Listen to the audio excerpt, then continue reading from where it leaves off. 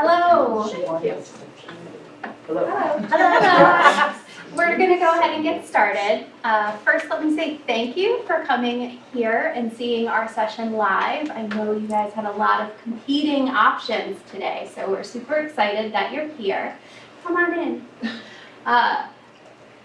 Obviously, you guys know entrepreneurship is a growing topic on campuses, and libraries are being asked repeatedly about resources for entrepreneurship.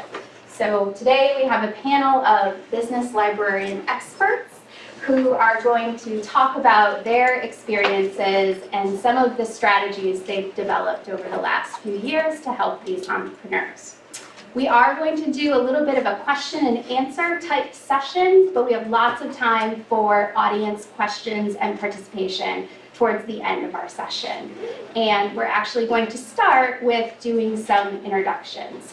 I'm one of your moderators today. I'm Amy Braun. I'm a new director for academic business and science at Gale, a Cengage company.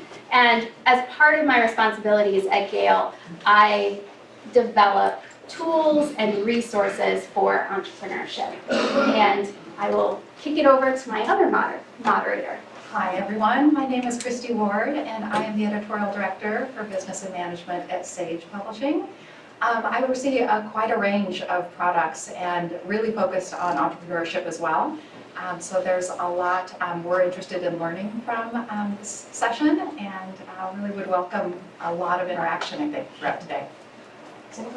All right, so it's going to be really awkward if we pass this microphone around. So folks in the back, if you struggle to hear us, just wave at us and we'll talk louder and/or use the microphone. I have hearing loss, so I understand frustration when people choose not to use microphones. I'm Heather Howard. I'm a business information specialist and assistant professor at Purdue Universities.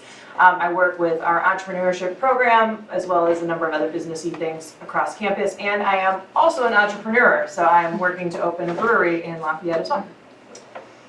Okay, I'm Corey Seaman. I'm Director of Kresge Library Services at the Ross School of Business at the University of Michigan. And I've been director for 12 years, and I don't have a brewery. And I did not bring beer, so. Yeah. I'm Allison Voller. I'm a business librarian at Texas A&M University. I work primarily with our management department, which encompasses a lot of our entrepreneurial programs, but I also work with a lot of entrepreneurial programs across campus, such as engineering and medicine. They have their own entrepreneurial initiatives that they do. My name is Catherine Macy. I am the Business and Economics Librarian at Indiana University, Purdue University, Indianapolis, which is the longest name in the country. It was a Jeopardy question. So I support, specifically I do provide support for entrepreneurs, whether or not they're in the business school or outside the business school or out in the community. Okay, so let's kick off with our questions. So I think feel free to jump in as you like, but I think our first question is really around supporting entrepreneurship on campus and some of the key initiatives that have been successful on campus. Well, I think we all have stuff to say, so we can probably just go down the line on this. Yeah. At Purdue, we have entrepreneurship all over campus, right? We're a land-grant institution, so we've got the big engineering school, the ag school, and it's just really in everything. So we have an Office of Tech Commercialization, and a few years ago, the Burton D. Morgan Center for Entrepreneurship opened. There's several entrepreneurial initiatives out of the Burton D. Morgan, including the Foundry, which is kind of our business incubator type space. We have Women In, which works to support women entrepreneurs all over the state, which is pretty cool. That's part of our land grant mission. And also we have the Entrepreneurship Certificate, which is run out of that center rather than out of the business school, which is kind of interesting. It helps make it more multidisciplinary, I think. We also have the Fire Starter program, which some students can take as an internship, but students and faculty can go through it, and it's a really intensive, I think it's an 8-week program to help them take a concept to market. So they learn a lot of business concepts. The business librarians, there's 3 of us, we work really heavily with all of these programs. 2 of us are women, and we go to the Women In events just so that the women in the community know that we have this presence and that we're there to help them. We have also the Anvil, which is a center on campus just to help students with entrepreneurship and tech commercialization. And then we teach some classes. So I teach actually 3 classes that can count for that entrepreneurship certificate. One is Management 175, which is information strategies for management students. And then Management 110, which is, it's kind of like our intro to business class, and then it has that business research component from that 175 course tacked onto it. All of our students who are directly admitted into the School of Business take that course, where we talk quite a bit about how to use business information and entrepreneurship in that class. And then we recently got our own heading and can teach our own classes as a library, which is pretty exciting. So we have the ILS heading now. And I'm teaching a class. Hopefully if people sign up, I will be teaching a class in the spring, graduate course ILS 595, Information Strategies for Innovation and Entrepreneurship. So that's kind of an overview of what we have going on in the library workings with it. Okay, so at Michigan, one of the things that we've noticed is that entrepreneurship is really at all corners of the university. In fact, there's a minor of entrepreneurship at the University of Michigan that is not based in the Ross School of Business. And as far as I can tell, no one really knows what department actually has ownership of the minor. But there are a lot of students in that. There's a great deal of entrepreneurship coming from School of Information, engineering, and really across campus. The main body that we have at the Ross School of Business is ZLI, the Zell Lurie Institute. And they fund numerous projects over the summer and work with a number of entities over the course of the year. We work with entrepreneurship no matter where. I'm going to talk a little bit more about access because we're part of the B School, so we're a little unique from my colleagues here. And so people who are doing business research from outside of the business school always approach us with great caution. Much like, does your dog bite? You know, that kind of, should, kind of get near you. But we do work as best we can with people across the campus. And we've seen a real difference in, I've been at Ross for 13 years, I've been director for 12. 12 years ago, 13 years ago, students came to Ross hoping they'd get a really good job at McKinsey, Deloitte, Accenture, GM, etc. Now we're seeing a significant number of students who want to build their own job. So what they're doing is they're getting their MBA or they're getting their BBA and at the same time creating a brand new company that comes out of it. It becomes a great story the school tells, and it's really, I think, a fundamental change. And it also has an impact on a lot of our rankings because our career numbers look a little weird because they'll be self-employed as opposed to working for one of the companies. Much like Michigan, Texas A&M entrepreneurial activities are very spread out across campus. It seems like everybody has their own little silo of entrepreneurship, and I'm often frustrated because I'm not sure who has hands in what projects that are going on. I'm not quite sure who to talk to. But recently, we started a Blackstone Launchpad program, and this is an entrepreneurship program that is funded by the Blackstone grant, the big corporation Blackstone. And they're in 20 schools as of now, and they give money as part of this grant, and they're creating sort of a centralized hub of entrepreneurship. So this program has been, I wouldn't say that it's perfect, but it's really working towards creating this more centralized space for entrepreneurship, so that students can go to one place, even if they're not a business major, maybe they would be intimidated otherwise to approach some of those and get some of those resources.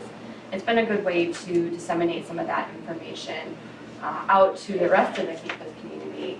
And the people who run the Blackstone Launchpad program at our school actually have a certain percentage of non-business majors that they're trying to engage as a part of the terms of the grant. So they are really focused on getting other majors involved and not just business students.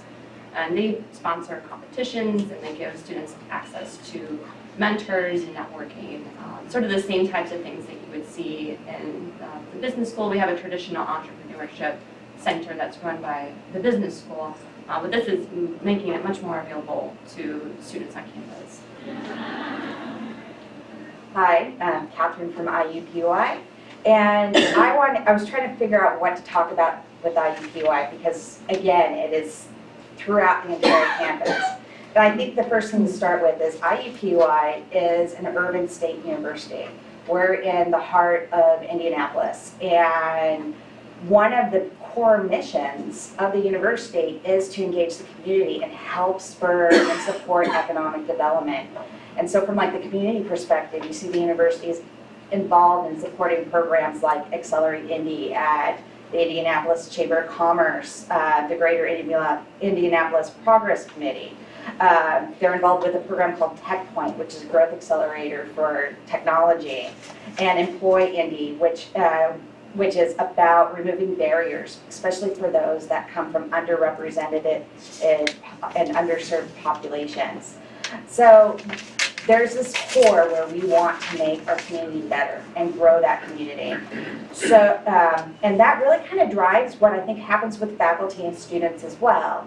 Like one of the major programs that we happen to have is we have the Translating Research into Practice, and which is part of our office of a program from the Vice Chancellor of Research. And it's really about supporting tech transfer innovation into enterprise. You know, it's about helping them to take practice and make it practical, and so it can be usable by the community. There's also so many different centers. I think engineering has about 7 different centers around various topics from renewable energy to bioengineering. There's also centers in business, law, public policy, and medicine, all specializing in research and trying to add to innovation and entrepreneurial thinking around these various industry sectors. The last thing as an example, I want to bring about in regards to students is a program we have called JAG-START. JAG-START, students that are either undergraduate, graduate, or professional students can get involved with this, and what it does is it connects these students with business mentors.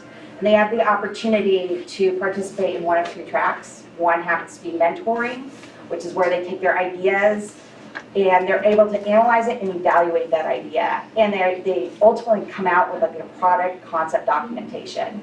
Another track is business planning, which is all about the market research, production planning, resource allocation, how would they get funding for their project.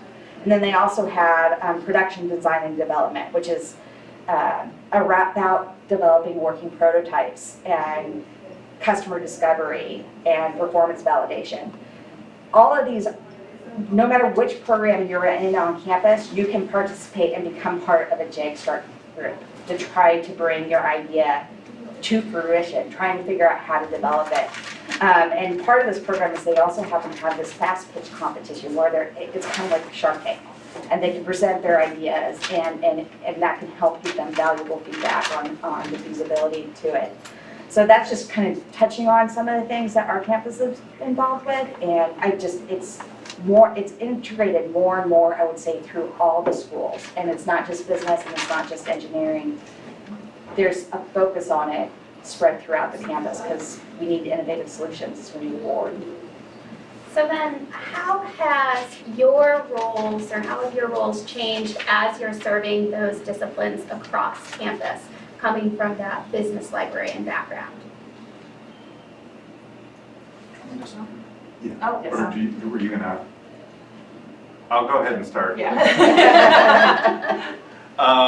So one of the things that's really unique, and our situation is different because we are part of the B School. We have a very, very small public spot because we're an E-only library.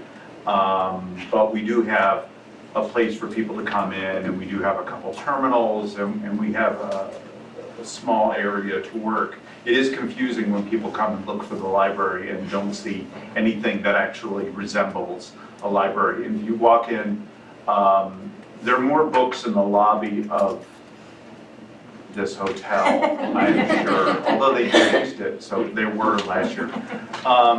One of the challenges that we have is we're independent, and we do have resources that are available only to the Ross community. And we do that because Not because we're mean, contrary to popular opinion. We do that because it's easier to license. And it's cheaper to license, because I can license for 4,000 people as opposed to 50,000. And we've had a number of arguments with people who are demanding expectation to get access to that work when they are from outside the community. There's one faculty member in our School of Medicine who has access right now, but reached out to us and had worked with our ZLI Institute as a sort of an advisor of our students, and so we gave them access. And he went to get it renewed, and so I reached out to the ZLI group, and they're like, yeah, we're not really working with him. So we did not extend access, and he was very upset with us at that. But really, the fundamental issue for us is really we can't afford to extend access to the larger community. What we've been doing in the past is mediating the search, and I think that's something that is falls within the purview of our licenses, so that we can extend access to the broader community, but if we know that there's some data that they're looking for, we can go ahead and pull that out. What we're also finding is that we have fewer and fewer rare, unique resources because of budget constraints. A resource that's Ross only, that's not used that much, is going to be cut just as effectively. And we're actually more likely to do that than something that we contribute to for cross-campus purchase. So we've been working with people, and I made the comment earlier about people think, does your dog bite? So people come at us a little cautious, but insofar as actually our service model, we tend to be a lot more service-oriented than some of our colleagues across campus. And it's just the way that we operate. And I think in the business field especially, the answers are not as intuitive. If you're doing research on 19th century Philadelphia history, for example, there's the newspapers, and then there's the archival resources, and then there's your monographic information. It's fairly straightforward, but in business, there is this notion about the information that you would like to have versus the information that is available. And people do build these strange arguments based on, well, at the end of it, I'll just need to get this data, and then my business plan will work. And it's crazy. I mean, you're building an arch, and you don't really know how big the keystone is, but you worry about it when you get there. So that's one of the things that we always have to talk with faculty and students about, because they have the assumption that we have access to everything, and that's not the case. One of the dynamics, and I'm sorry to digress here, we also have students, and I was talking about this yesterday in a conversation, we have students who come at us and try to use the lingo. We're business librarians at Kresge, but we're not really business people. So we're always, we always try to break things down. Just as Gwen from Ohio Link said, try to break it down as simple as possible. They'll come to us asking for data. And really what they need is a chart. They just need to show that something is increasing or decreasing. And so we're always trying to figure out, and this is true, I think, for all the students that we work with, what are they hoping to find? What are they hoping to learn from the data request? That's the way that we deal with people from outside of the B school. And again, they're always very, very timid in reaching out to us, and they'll often, the one last thing is that when a business question comes to the main library, to one of their Ask a Librarian channels, it gets sent over to us automatically. And so we will do everything that we can to help, and we've helped alumni, we helped community members. In fact, we've been trying to build up a list of open access resources that we can direct community members to. We also, in Michigan, I'm looking at Breezy, we have the Michigan Electronic Library, so there's a lot of business resources that we can make available. So we don't have to help MSU because MSU's got a great library, but there are other business libraries where they may not feel as confident, but we can help direct them to those resources. Yeah, I just have a couple quick comments before we pass it down there. There's really two things we're doing now that are different than I think in the past because of how entrepreneurship has changed. One, we're negotiating our contracts differently. And Amy can maybe talk a little bit about this because I'm in the middle of negotiating with Gail right now. And one of the things, it's a new product they have for entrepreneurship. The Burton D. Morgan and the Foundry, the folks who work there work for the Purdue Research Foundation, so PRF. So this is a separate nonprofit organization, separate from the university. So they do not have Purdue accounts, so they can't access our resources, even though they're working with a lot of students and a lot of faculty. So what I'm trying to work in now in negotiations with business resources is access for our PRF folks, right? Maybe like this particular resource, I think it can be done because it's a login-based one, but most of ours are IP-based, so we need to figure out some kind of system there to get access for these folks who are Purdue folks and they are doing Purdue things with Purdue students that are academically based, but it's like a sister organization, so it's a little bit weird. So that's something that we're doing that's different. And then the other thing is in our instruction, we aren't just in the business school now. You know, I co-teach a couple of classes in mechanical engineering with an engineering librarian. Right, the senior design projects are very entrepreneurial based, and a lot of those professors now, rather than just focusing on the design, are also focusing on the marketability. So I go into those classrooms now as well. Dovetailing off of what Heather said, I would say my role is really morphed into more of a teaching role, especially going into some of those, like you said, engineering classes or medicine, agribusiness, those types of classes. And then it's sometimes they're asking me to do things that I'm not entirely comfortable teaching. I've been asked to teach about market sizing. Well, I'm not necessarily a business, I don't have a background in business. I don't really know market sizing. I can tell you how to use business resources to get at some of the elements of market sizing, but because I'm talking to engineering students or medicine or agribusiness, they don't necessarily know what a NAICS code is or what a target market is. And so I found myself having to take on some of those definitions and having to teach them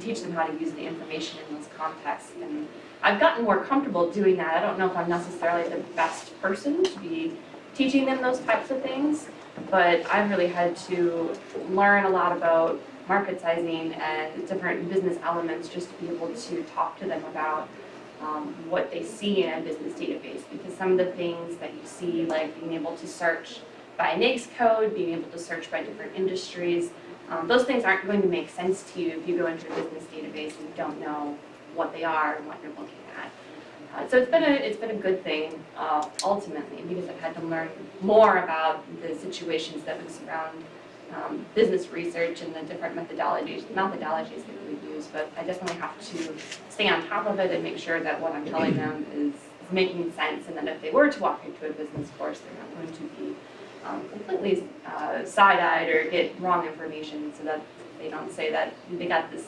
wrong information from this business librarian who told them how to do something a certain way. So I've really taken on that role of a teacher, and it's been an interesting one to encompass.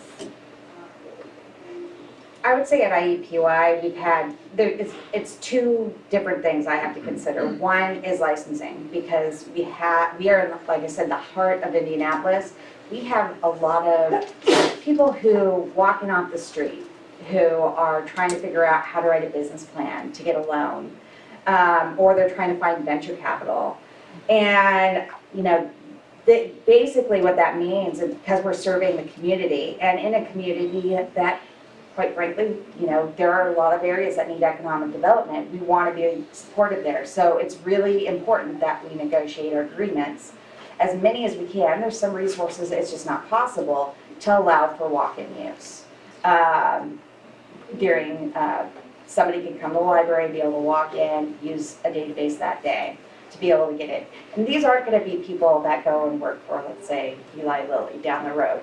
Eli Lilly buys their data. They're, you know, it's a guy who's coming in and he has this new idea or this new technology, or he's trying to create a website or doing something that he needs a loan, and he's trying to write a business plan and wants to use the university resources. So we do our best to make sure as much as possible that we can provide that walk-in access.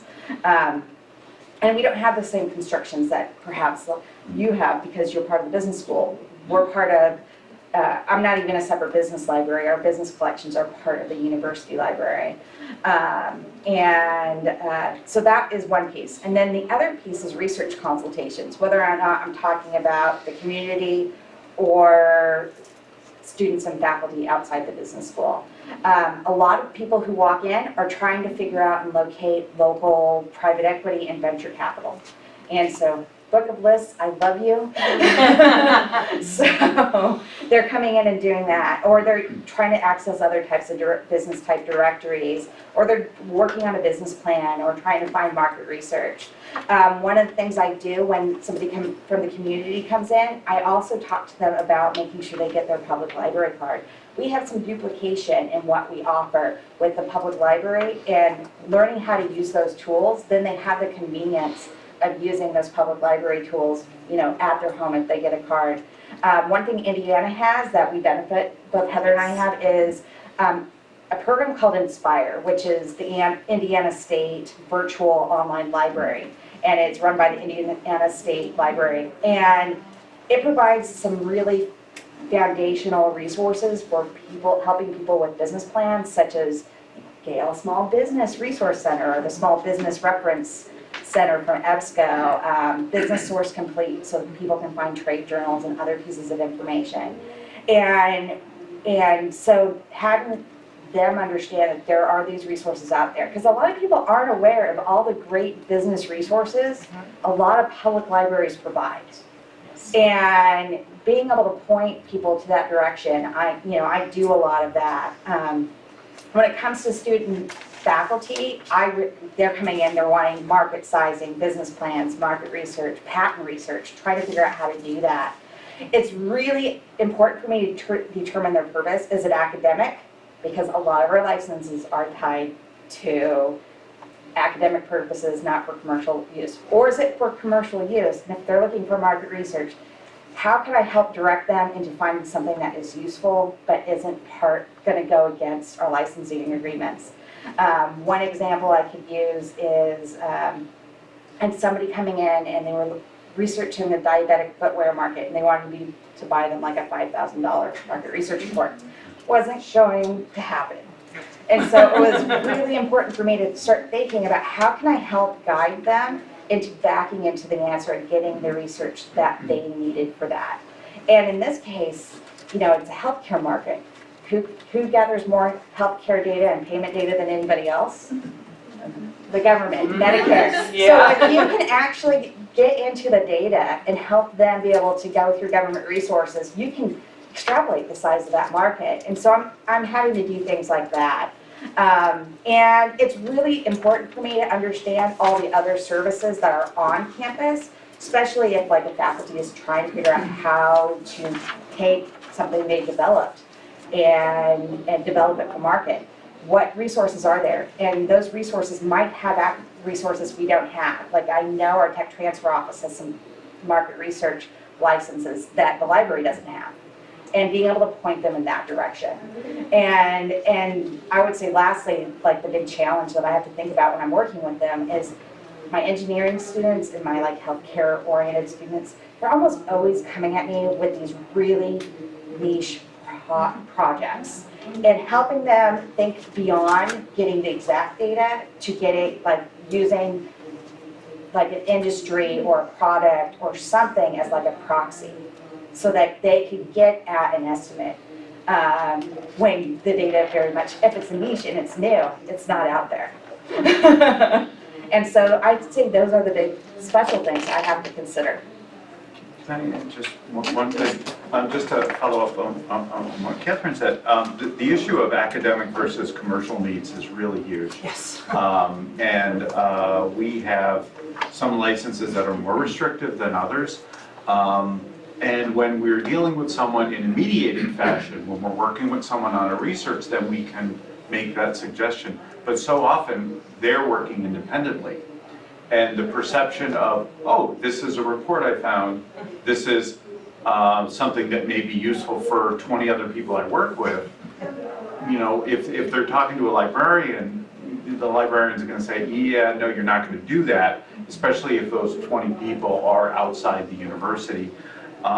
We have more and more faculty who are actually creating jobs, especially in the tech transfer arena of high tech and medical. And it is a gray area. And actually, we've seen a number of vendors just say, you know, it's not worth the risk to us to sell to higher ed. Global Data has done that with a couple of their products, and they've just basically said, you can't have it. Which, it sounds worse than it is when your budget's contracting. Every so often to have someone say, we're not going to sell to you anymore, actually makes, yeah, it's like sweet. Makes some of your problems Not go my away. fault. Yeah. So we've had a number of vendors just come to us and say, yeah, it's not going to happen this year. So that's fine. And then it makes it real easy because then it's not your decision, it's theirs. Yeah, Cynthia. I just, on top of that, I mean, we get a lot of students now who, they are MBA students, they are working academically, but their academic project is their startup. Mm. And, you know, I always feel weird when someone says, I'm doing marketing 305, whatever, and I have this startup and what products can I use? And they are fulfilling their academic obligation, but Where's that line? yeah, but how does It's very vendors feel? Yeah. We have a professional MBA program and an executive MBA program, and their capstone course is to quite often work on a project that's for a third-party company. So either the company that they work for, We have that. and we're in Houston, so a lot of it's oil and gas companies. So they're working on a real-life project that's going to benefit another company, but it's under the auspice of an academic purpose, and that's what they need to complete their capstone. But the line does get very blurry. Yeah, I would say with that, we have a very similar type project that our juniors do in undergraduate, where they're working with real companies, and we make it very clear that you can write a report and cite the Yes. reports, but you cannot give the market research to their client. And like, doing that would be an academic integrity violation. We tell them the same thing. There's a course at Purdue where they do the same thing, right? And they work as marketing consultants for real We have companies. that too, but Yeah. when the student is, Is the business owner, right? No, we have the executive, I'm sorry. No. No, the exec ed problem is, their executive MBA problem is really big, and every so often we get requests, especially in these narrow areas. And you know, there's a part of you that's just like, oh, okay, I can help you. And there's in the back of your mind, you're like, ask what class this is for. And maybe it is for a class, maybe it isn't. But that's just part of the risk that a lot of the companies will have when they make these available academically. There's a balance. The benefit is that they get in front of the MBAs, the future business leaders, and so they know those resources are good.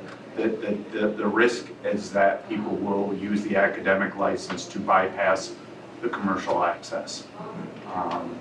And so, like everything else. So we're gonna switch, Just a quick question now. This is all new to me and fascinating. Not totally new, but so I understand the roles of a TTO, and I work primarily with libraries. And my experience, I'm a vendor, and my experience has been that, and I think it's been kind of collaborated here, is that there's not often, you know about each other, but there's not often shared resources between the TTO and a library, and it depends on the license and things of that nature. But what confused me is like your example, if the student is doing the research as part of a course, does not the university then, the TTO office, don't they have the right to, you know, maintain that whatever is developed as the university's? That depends on the university. and on the particular And isn't that what a policies. TTO office does, is to work with those types of students who are pursuing entrepreneur endeavors, possibly looking at patentable ideas, and by the end of the course, they have something that they might want to submit as a patent, but wouldn't that belong to the university? I would say most business programs are wanting to entice entrepreneurs that with startups, and so I'm fairly certain that there are exceptions. Yes. One of the, Yeah. one of the appeals of the Blackstone Launchpad program, which we have, is that it is coming from a third party, so that anything developed within the Blackstone Launchpad is not really developed by the university per se, it's done under this other third party program. So that's one of their selling points when they're getting into schools, is that this is sort of a safe space for people to be entrepreneurs and create their services and their products, but it's not going to be grabbed per se by the university, but they'll be able to retain ownership of it. But isn't it a good thing if the university can keep it? It depends. You aren't going to be able to probably encourage the students to join your program. Yeah. And so if you're trying to get that type of student to come, and they would choose to go to another business school program. I would say that students probably aren't thinking about this either. On the onset, when they're first starting to think about marketing an idea or a product, a lot of students' minds are not at that stage of, intellectual property and different questions like that. They're more preoccupied with how am I actually going to make this work. And I would also say when it comes to like large companies potentially coming in and just coming in and getting data, in my experience, I don't see that happening. I'm like, it's usually somebody trying to figure out how to start something up. And that could create jobs in the area and that type of thing. And what happens, what I find is like our major employers in the area, the students leave school and they go, we have to have this resource. And then those companies then understand that there is a demand and that it's used and it's useful. So I know that there's always that worry about it, but I feel like it's more, well, this could happen, but I don't necessarily, at least I came from 10 years working as an analyst in the private sector, and we bought our data. And my goal is to help my students so that when they leave, can be good consumers of market research so that they know how to buy good data too and be able to do that. Because we always paid, when I was working for it, we paid for our data. We bought our market research. We weren't trying to cheat and circumvent the system because there's ethics around it. Now, yeah, of course, there's always people out there, but but I would say most people are good. I'm a believer that most people are good and aren't trying to. Yeah. Yeah. One last comment, not about people being good. I hope that is the case also. But at Michigan, tech transfer exclusively works with faculty and researchers. So it's students, as far as I know, are never asked to share any of their, if they build something on campus, it's theirs. Chances are it'll be years before it actually comes to fruition.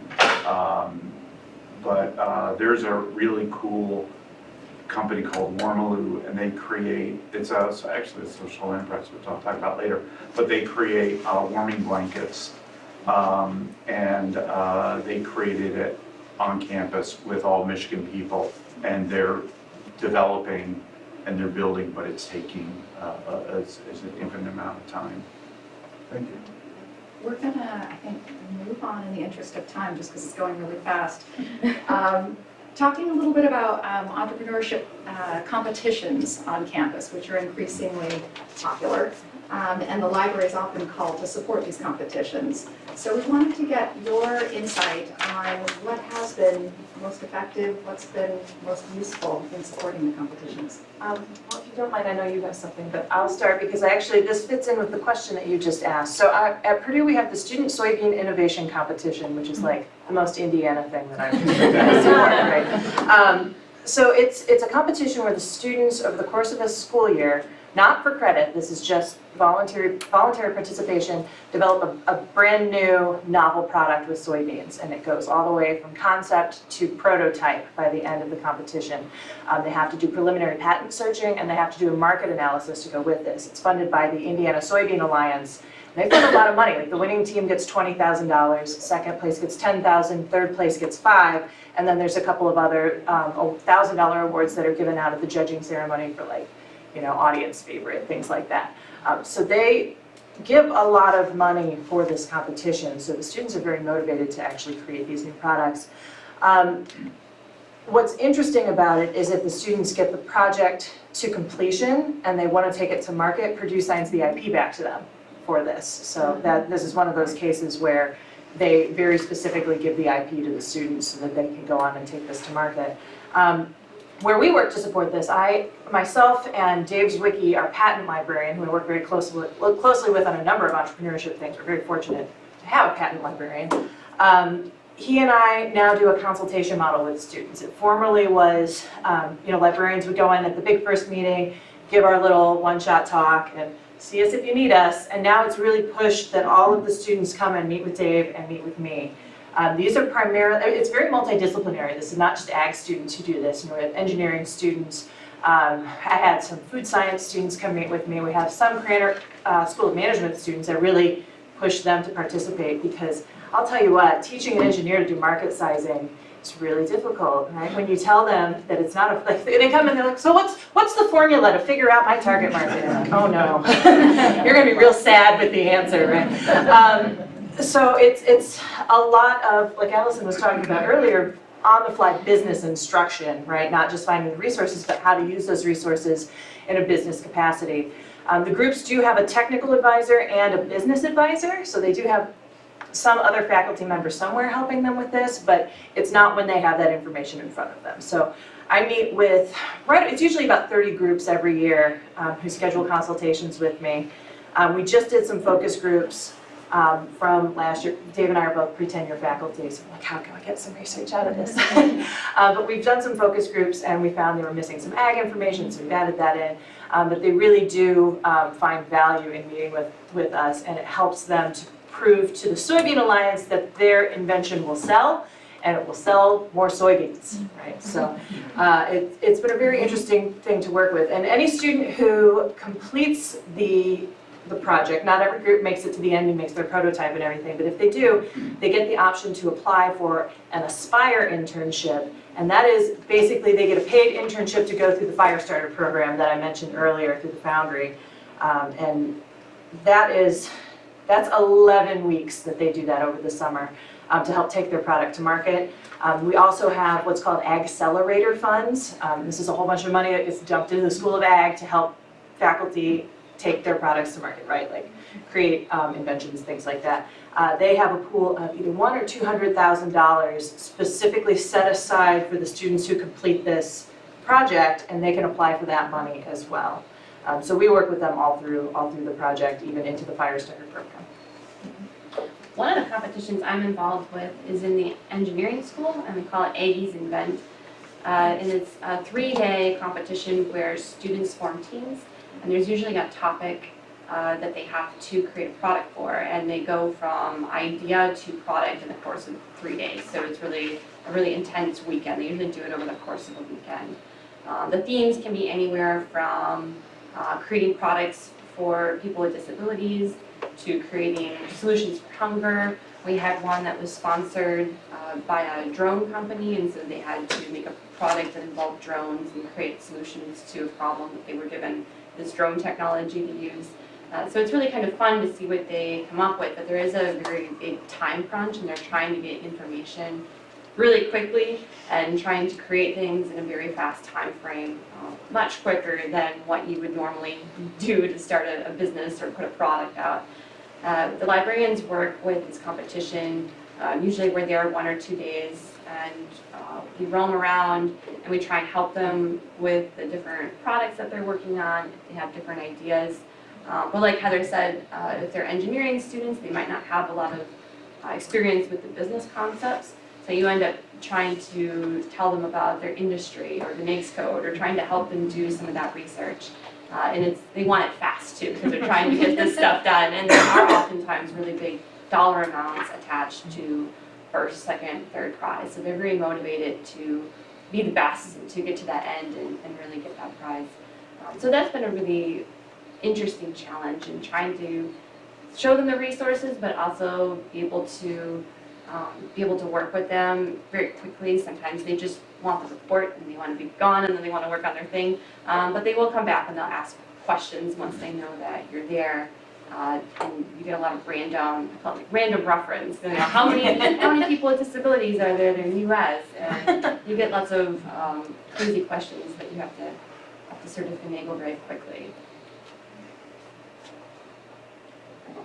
So we know that social entrepreneurship, which Corey mentioned earlier, is also a hot topic nowadays. So do you do any kind of special services to help social entrepreneurs? Yeah, actually, I'm going to jump in and show, because we have, yeah, okay, that's good. We actually have created a guide that's focused on social entrepreneurship. And this is really a fascinating area. In fact, what I'm going to try to do is go over here, because there's a program at Ross called Ross Plus Impact. And it's really about, well, we are Michigan Ross, building a better world through business. And that's what a lot of this is about. And when I'm going to see if I can, no, we have an awful website. I think every university does. Yeah. Okay. Let's see. There it is. Oh no, that's not what I want. Okay, well, I try. Impact is also our, yeah, there it is. Social impact. So it's a really fascinating area to work with. Impact is also our portal. So everything in Michigan is either maize, blue, or with a big M. It's really annoying. But Business Plus Impact is really what we do, and it's fantastic. This is a student I've actually worked with here. He is creating, what am I doing? He's creating a mechanism to put on bicycles to actually capture some of the energy that it produces, to do all sorts of things. He's a fascinating student, and it's been really exciting. But we do all sorts of work on creating social entrepreneurship programs. And social entrepreneurship programs are really quite fascinating, because what they do is they basically, we think we have a perception of business. And maybe over the last 2 years you have a different perception of business than you might have otherwise had, with the sort of the CEO/president, who's very, very used to making executive decisions, and there's that kind of dynamic. The business model is really very useful, and everything needs to have a business plan, and whether you're a nonprofit or a social enterprise or whatever. So social entrepreneurship is really about how do you use the business skills and the business acumen to create and solve a problem in the world. And that becomes really fascinating. And we've done some really cool things at Ross. And what we've done is we have a guide here, because the research is really tricky. So Heather was talking earlier about creating a brewery. That's a real fundamental resource, in that you have craft beer reports left and right. We have those in our resources, and Gail has them, Ibis World, and there's going to be, yeah. So there are going to be resources across the board, maybe in Sage as well. But what will happen is, let's say someone's working on a different type of project. We had someone who was actually looking at an ed tech startup, and they were looking at funding models. And they were actually looking at franchise models, and we have a lot of people that do this. And just as a morality tale and as a state of warning, I was helping the team, and I signed up for. I had to basically register with a company to get an FDD, which is a financial franchise disclosure document, which actually proceeded to create a series of weekly phone calls from them because I put my own phone number down when I created the Oh, my account. God. So, yeah, don't do that. But luckily, we have caller ID now. So it's like, oh, yeah, I don't get that. But we've worked with companies that are actually working with an orphanage in Sri Lanka on how do we get the tea that they produce in their plantation there in Sri Lanka, how do we get that into Michigan businesses? Really fascinating stuff. One of the programs that I'm most excited about is a program that's completely student-run, but it's under this umbrella of Business Plus Impact. It's called the Ross Open Road. And what they do is that we have 3 different teams of 4 students, MBA 1s, and mostly MBA 1s, occasionally an MBA 2, and they get 4 people in a car and they go off. And their first stop is always Detroit, and then they drive to a different destination. They're there for 4 weeks. They're each working with a different site every week. So it's super fast, and they have to learn things very quickly. So they may be working 1 week with a bakery, the next week with a marketing program for an organization. A lot of them are related to food. A lot of them are related to issues of food scarcity and hunger. A lot of them are dealing with education. A lot of them are also dealing with medical issues. In fact, I'm working with a team right now that is exploring a low power ventilator for people in areas where electricity is not stable. So rather than having a ventilator that you need to plug in all the time, this is one that actually can have disruptive power. And what's really interesting is that the students who invented it are in the engineering program. They're reaching out to the business students to actually do the sort of market assessment. And we see that quite a lot. But the social entrepreneurship resources are not clean cut. They're really just about figuring things out. And what I have here on this guide, I'm going to be cognizant of time, we have some key resources across the top. And what we've tried to do is break things down. So I've got, Business Source Complete, ABI Informed, EMIS, some other resources, our business news publications here. Internet resources, we have a number of things available. I always like to have on all of our guides a page of resources where if you stumble onto this page, you can use something as a way to give back to others, because we rely on other people. We'll go to Purdue and to IUPUI and Texas A&M and see what they have as well. Industry resources, it's not that really critical here, but we do have some of our documents that are actually really good. Foundation Center is really fantastic, but none of this is really clear cut. It's not like you're looking at craft brewery and there's a report called craft brewery. You're looking for something that really is tricky to find. We do have our company resources available here, and books and ebooks that are available here. So one of the things that's really nice, and we're using Skillsoft, of course, LibGuides, but we do have some links to some key books. This is actually an area where monographs are really useful because students don't know where to go, or they may not know where to start. And so having a few things pulled out actually makes it really easy for them to jump in. But this is part of the resources that we've actually set up.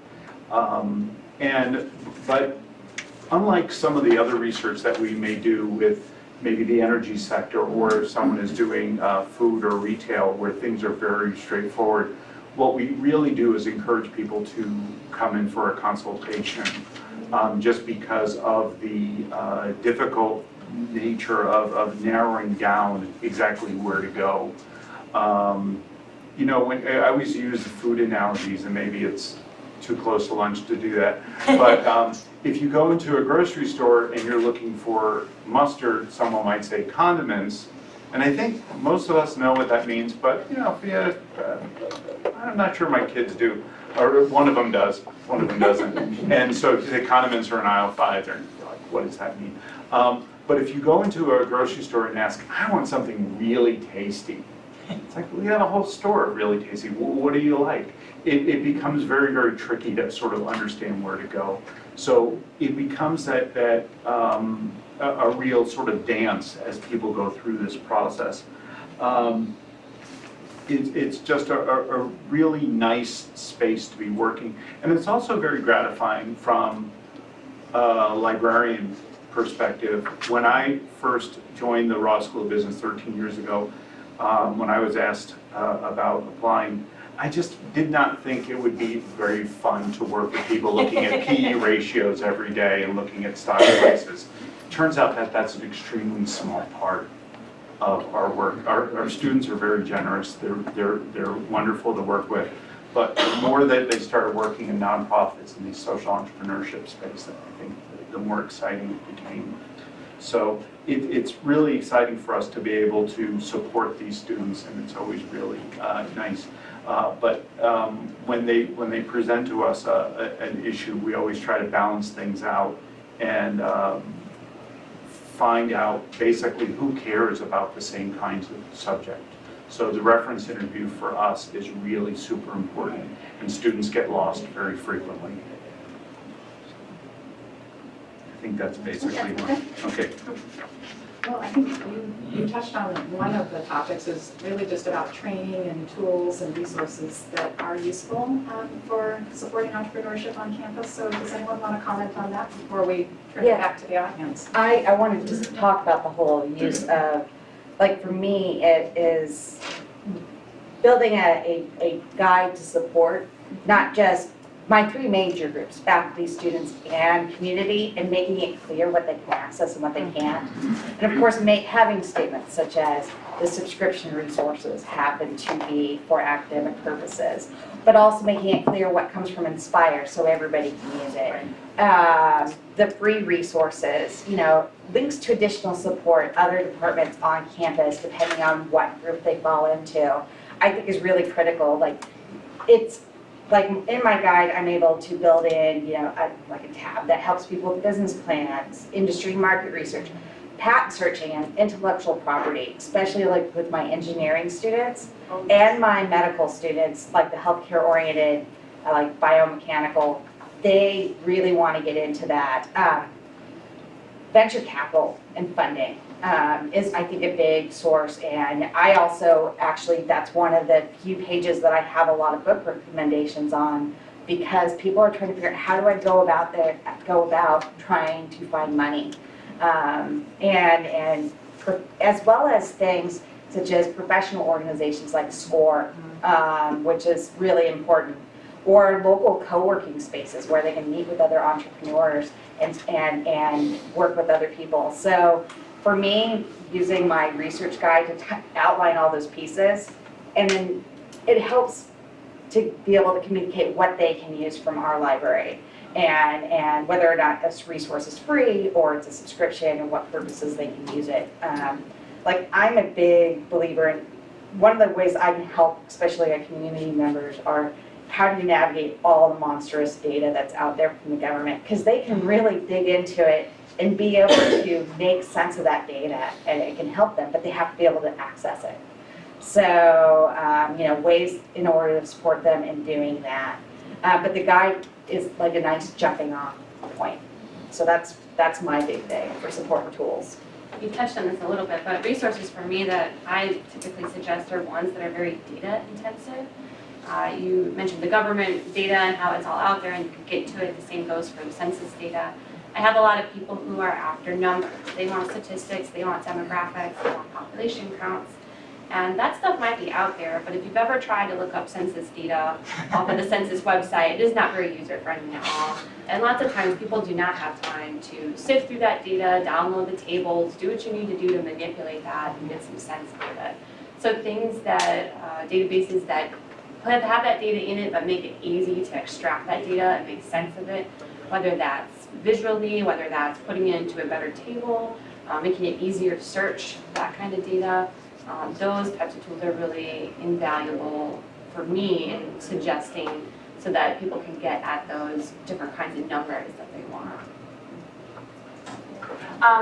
I agree with everything they've just said. I use those a lot. In particular, things that have been helpful to me as an entrepreneur, it's been really enlightening to go through this whole process of writing a business plan and doing the financial analysis. Like all of the steps have really informed my librarianship quite a bit. But the things that have been useful for me, you're going to get some shout outs down there, Gail. The Small Business Resource Center has been very helpful. If you've never written a business plan, has really great examples and like how-tos with the financial analysis, all that stuff. As a new business owner, that's been very helpful. I'm excited about Gail's new, what's the name of your new product? Gale Small Business Builder. Thank you. It actually links in with Small Business Resource Center, and I wish it had come out 2 years ago because it walks you through building a business plan. So we're demoing this right now, and I'm pretty excited about it. The one bummer is that it's login based because you're saving your business plan as you go along. So along with Purdue's new dual factor authentication that launched in the middle of the week in the middle of the semester, it's another kind of barrier to access. So that's, we're less excited about that, Yeah. but the product, I know, we've had talks. But it walks you through the whole process of building a business plan. And if you're not a business student, that can be very, very helpful, right? It walks you through doing the market analysis, doing the financial planning, all of that. Simply Analytics is what I use for that census data that Allison was talking about. It's the only GIS-based platform that we have right now. And it not only has the census information, but it has both the MRI and the Simmons local surveys in it as well. So our concept is actually a vegetarian, vegan, plant-based brew pub. And when my bankers came to me and said, we don't eat vegetarian food, we don't think anybody else would either, it was really nice to be able to go and say, well, 10% of the people in Tippecanoe County identify as vegetarian, right? And I was able to pull that information from Simply Analytics. And then they also mentioned trade and professional associations. The Brewers Association does this really beautiful market report that is available to me as a guild member for free, right? Well, for my membership, but all of that's been very helpful. You know, one thing to add to what Heather said, I've never started really a business, but the empathy. I've always been a very strong believer in the notion of presenting and writing as a way to be empathetic with our end users, but I think in business librarianship it's a little tricky because creating a business is different than writing a research paper or a book or an article. But I think that over time there is, people do come back, and so there's rarely an instance where it's just one, I need a report, here's the report, and you never see them again. Once you've actually created that connection, they keep coming back. At an earlier session they were talking about, at an earlier session I was at, they were talking about how faculty have their favorite librarians, and they'll go to that person for anything, whether it's appropriate or not. And so as you start working with them, it can be a lot of work, but for each of these transactions you become a little sharper and a little better. And so the next time someone presents a question to you, it becomes a little easier. The resources, we use so many different things, but it really depends on the question. We let that drive. We create the guides to be somewhat self-sufficient, but we also do it for ourselves. When I'm working with a student, I'll go to the entrepreneurship guide or the nonprofit guide or our open access guide, just so that we can figure out, so I'll make sure I've covered all the bases. So I think in our final few minutes, I think we have about 10 minutes left, we just wanted to open it up for questions from anyone really. Are you guys doing anything different to support entrepreneurship? It sounds like everyone's on the same track, and one trend I notice where I am is a lot of students are double majoring and in their entrepreneur project, like engineering and business, medicine and business are two really common, and it seems to me, how can they have enough time? But so you know that like there's some medical person, but their interest is maybe in creating a cure or a product of some kind rather than being necessarily a practitioner, but I do notice a lot of dual majors. I've never met someone as tired on campus as the person who was the dual MD, MBA. She came in for a meeting and she just looked like she was about to fall over. Super smart, but you sit there and think about, you would want to have people who have business acumen, business understanding, but also about the end user.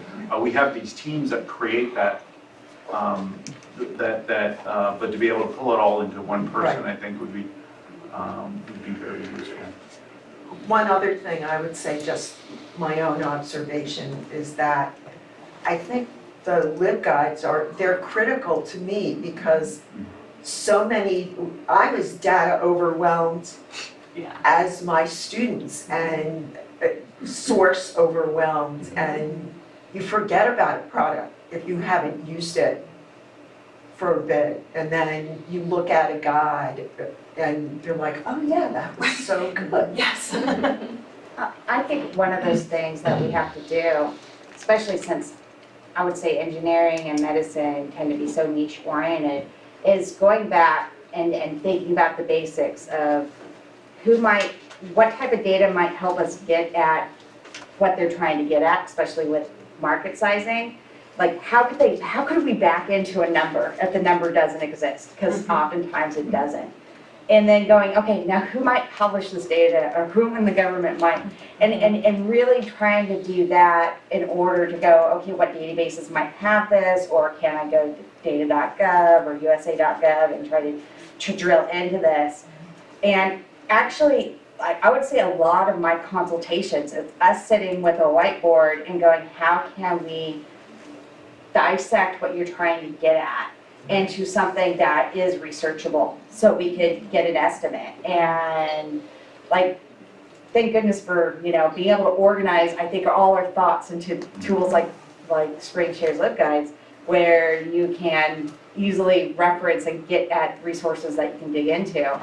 But it's going back to that basics of reference, where we're thinking, who might publish this, who might publish it because they're interested in publishing this information, and then going after it, because it rarely is like in just one spot.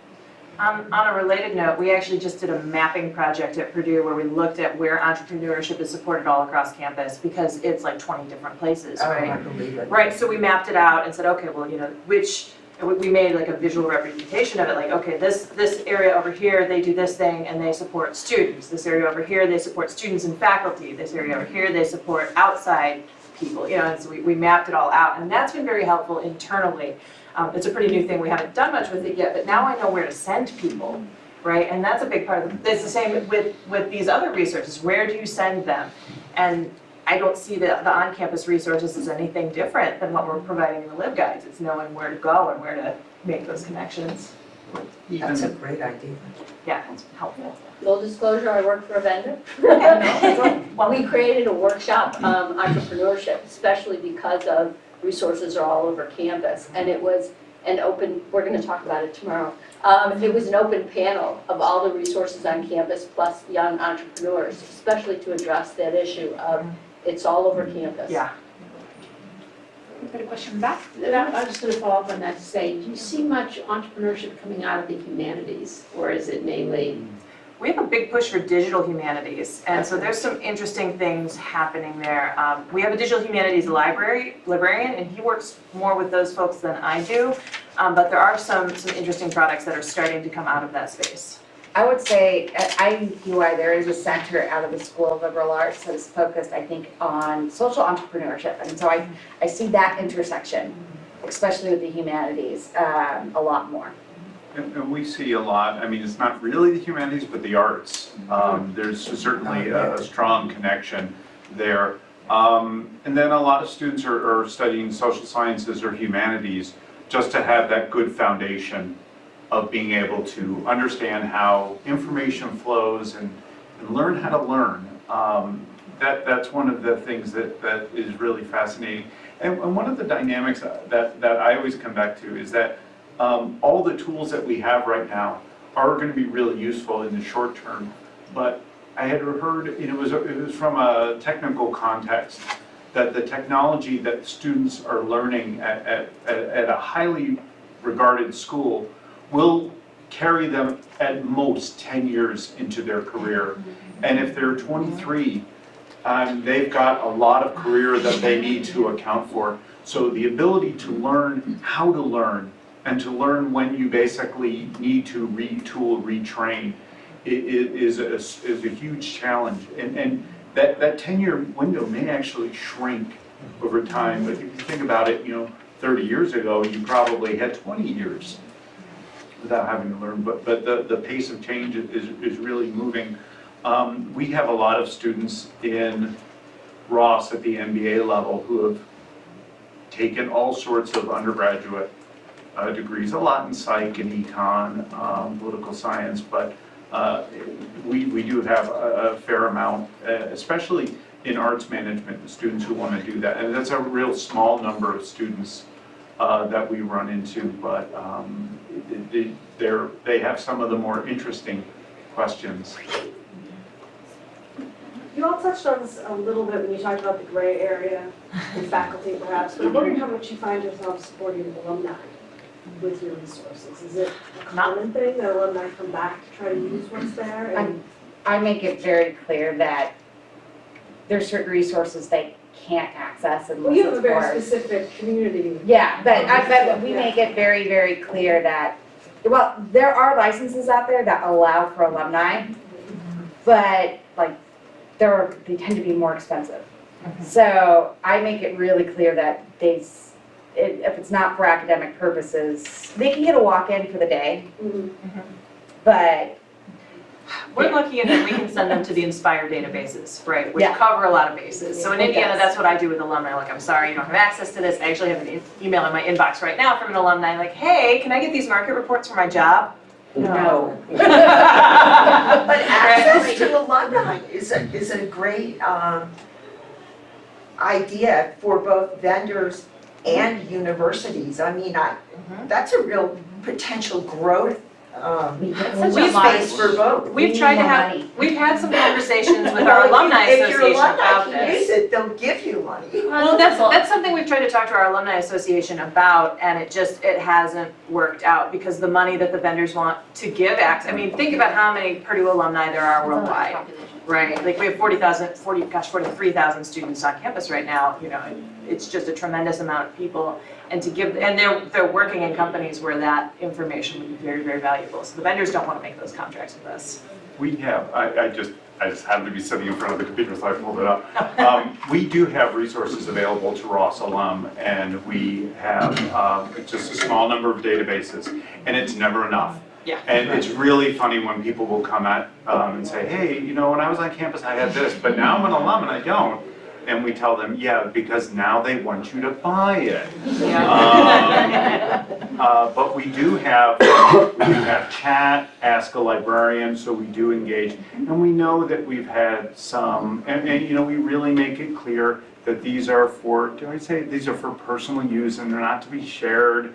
All of this information, and we've had people call individuals, hey, I just need one report. And then all of a sudden you start comparing notes and he called every one of us. There's one person in particular, and knock wood, he's been quiet, but he was really annoying for a while there. And it was just, what we try to do is find out where they are, and if they're in Indiana, for example, they can use the Inspire, or they're in Michigan, they can use the mail resources. So we do try to help with that. And then we also have open access that we can direct them to. But what they really might want is that fancy market report that they had access to as a student that they no longer have access to. That's the thing, a lot of the business databases, the vendors are not at all interested. We have, our alumni resources are literally across the hall from us, so we share opportunities. And they provide $0, but they are very appreciative of what we do. Of course they are, but it's been a really good relationship. So in the interest of time, I think we're going to wrap up now, but thank you everyone for attending our session today.